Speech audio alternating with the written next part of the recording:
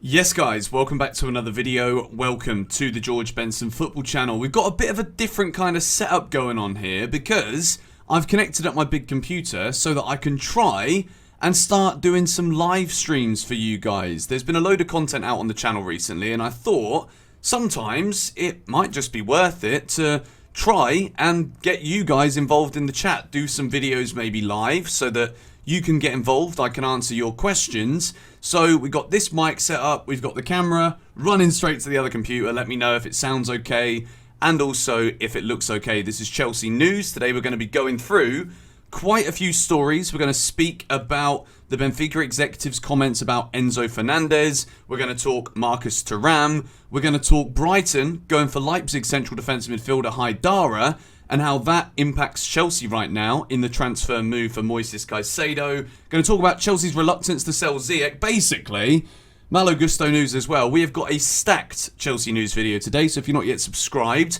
make sure you do. And can we try and hit 3,000 likes? That's the target. If you guys smash it, then well, you're a bunch of flipping legends, but then you already are a bunch of legends. We begin with the news surrounding Malo Gusto. We're going to start with that one today.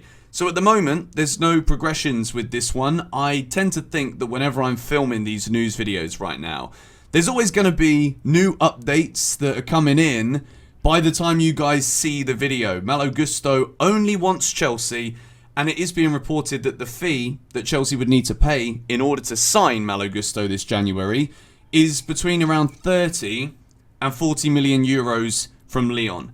I think this is a good one because I think what this does when we talk about Chelsea's rebuild, we look at the goalkeeping position. Maybe Chelsea want to try and get a new goalkeeper at some point in the future, but Kepa's doing okay. If we get Gusto, then I think we're stacked across the back line. I think in terms of centre-backs, we're good. Right-backs, we'd have James and Gusto. Left-backs, Cucurella and Ben Chilwell.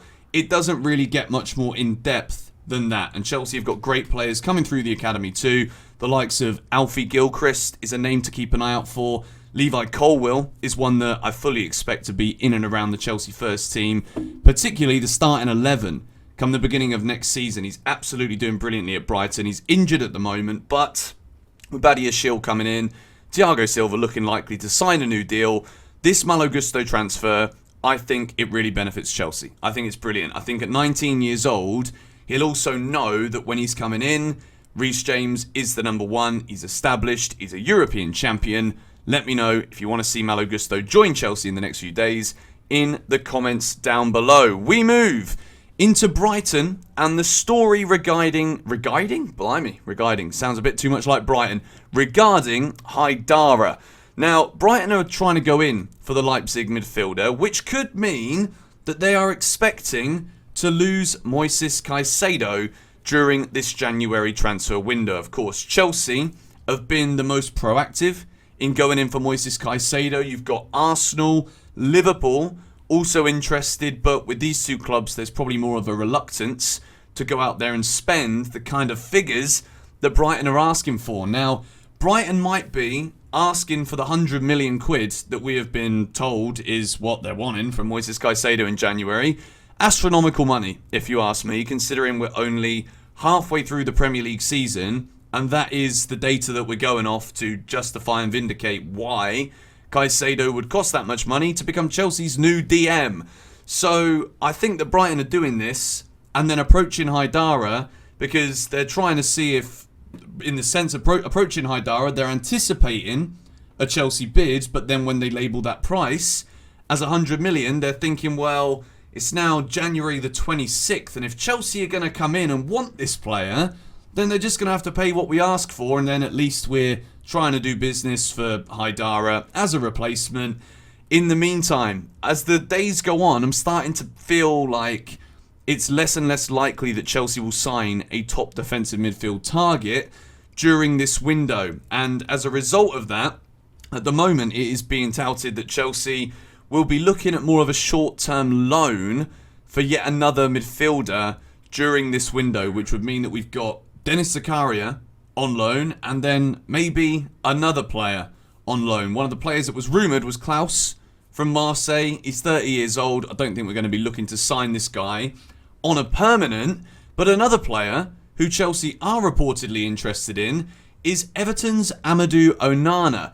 Now, I remember last summer when Everton was starting to negotiate with Lyon for Onana, a lot of people were saying, well, this guy's the real deal. This guy's a top quality player, and we think that Chelsea should go in for him as well. There were a couple of people saying that last summer, and I just don't know about a player who is currently playing for a club in the relegation zone. Everton have gone through 12 managers in the Mashiri era. It's not really the kind of atmosphere in the dressing room, and everything surrounding Everton Football Club right now is negative. There are no positives when you look at Everton at this moment in time. So to try and sign someone to come in a position where Chelsea need an immediate elevation in quality, I just wonder if for this season and for, like, let's say maybe a panic buy in January right now, is Onana of the same calibre of player as a Bellingham, a Fernandes, a Caicedo? I don't think he is as good as those players. Plus, you're trying to bring in a player who right now isn't really feeling his football, isn't in a decent environment where there's positivity which enables him to play to the best of his potential and ability. So I just wonder if it would be too much of like an emotional nursing situation to get Onana back playing and at the best, which made top clubs look out for him last summer when Everton snapped him up from Lille. Would it be too long in what is already looking like a flailing Chelsea season? We need results now. We need improvements immediately right now, and I'm not sure if Onana is that guy. Besides, Everton also do not want to sell the player. We move into the conversation surrounding Borussia Mönchengladbach striker Marcus Thuram, who is available for a free come this upcoming summer, but Chelsea were looking to try and get a deal done for Marcus Thuram in January. There are also links with Thuram to go to Barcelona. Who isn't linked with Barcelona? They now want to sign Vlahovic from Juventus for 80 million euros. Where are you getting the money from, Barcelona? But back to the Thuram news. Marcus Thuram has blocked any potential move to Chelsea this month, but will leave Mönchengladbach this summer with a move to a top club on the agenda. That is the recent updates with Marcus Thuram. I thought Thuram would have been a good option, considering he would be very cheap, considering he could be going for free in the summer, and he can play on both wings and through the middle as well, which gives Chelsea the options. But again, we're now on the 26th of January, and I think if Chelsea are going to be making signings in the next couple of days, it's either got to be backup in right back or central midfielders who can elevate Chelsea's game significantly over the course of the next few months. We move into discussing another midfield option before I give you guys the current updates surrounding Enzo Fernandez. Chelsea are interested in Moises Nunes from Wolves, the 24-year-old Portuguese midfielder. Wolves have struggled this season. They've got a little bit better in recent weeks, but at the same time, Moises Nunes, 17 appearances, no goals, and 1 assist in the Premier League this season for Wolves. To me, it isn't screaming out the kind of player that Chelsea... Again, we're talking about quality here. I think there's definitely a quality player in there. There's a reason why Liverpool want him to come in. Fabinho's been a bit out of favour in recent months. Liverpool see Nunes as one of those players. The second Nunes, he's Nunes. If we're just going to speak about it from the way it looks, it's Nunes. Moises Nunes from Portugal. Liverpool want him, but Chelsea are also rumoured as well. There's a tweet from Pedro Almeida that says Wolverhampton received an offer from a Premier League club between 60 and 65 million euros in the last few days. The offer was declined. I think because Chelsea have been approaching so many players, one of the reputable Chelsea journalists would have come out and said that it was Chelsea, or would have found out that it was Chelsea. So maybe it was Liverpool. Maybe they're looking at their precarious position in the league as well, thinking we got to do something desperado, as well as clubs like Chelsea Football Club. In the summer, this deal could be looking to go through for around £44 million. So let me know in the comments down below what you think about Nunes. I think Chelsea would do a lot better going for a player who is already at a more significant calibre. I keep kind of repeating myself in this video because we're at that stage in the transfer window now where Chelsea are kind of scraping at the barrel. We're talking more about short-term loans, Onana, Nunes. We're talking significantly, in my opinion, less ready-made for Chelsea players than a Moises Caicedo or an Enzo Fernandez, or if we're looking forward to the future, will Chelsea go in for Bellingham in the summer? There are numerous reports saying that Chelsea will compete with both Real Madrid and Liverpool for the Jude Bellingham signature this January. But if I was to be realistic, I'd probably bet that he would end up at Real Madrid. Chelsea are also reluctant to sell Hakim Ziyech to Newcastle United. To me, this makes a lot of sense because Newcastle are direct competitors now for the competitions. Yeah, for the competitions, but the places that lead to the competitions that Chelsea are competing for, or wishing or dreaming that we're competing for. Hakim Ziyech would immediately strengthen that Newcastle team with Bruno Guimaraes in the midfield for Newcastle. They do have a creative genius, one of the best midfielders in the Premier League. You add Ziyech into that equation with the form out wide of Miguel Almiron, with the brilliance of Alan St-Maximin on his day.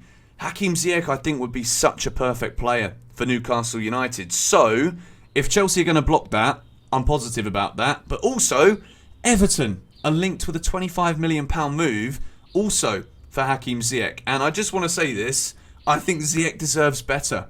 I mean, I've been praising him a lot recently, but I've also criticised him a lot this season as well. I think Chelsea have got to be smart here.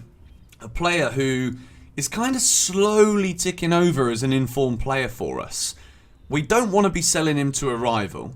And we certainly don't want to see him go to someone like Everton, where between now and the end of the season, injury dependent, Hakim Ziyech could be a very important player for Chelsea. We wrap up this Chelsea news video today with the news about Enzo Fernandez. Now, at the moment, there isn't really much to report. This is from Simon Phillips via Chelsea Transfer. The Benfica manager, Schmidt, said, "Of course, I hope to keep Enzo. I see a player that is very happy to play at the club.